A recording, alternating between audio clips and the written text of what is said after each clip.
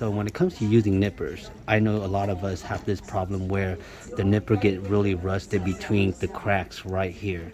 A good nipper is supposed to look like this. You see how this one's really nice and smooth, there's no rust.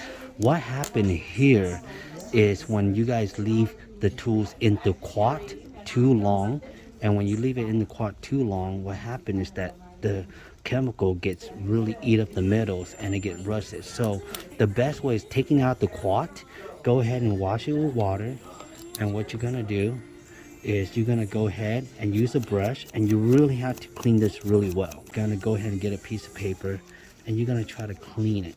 Okay, you're gonna clean it really well. Okay, so you're gonna drop some oil in there just to do this,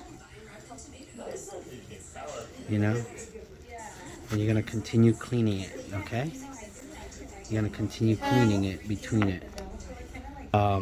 So yeah, try not to leave it in the quat too long, and when you guys are cleaning your tools, make sure you keep your tools nice and dry consistently, and that's how you do it. Look at all this gunk, look at all this nasty stuff.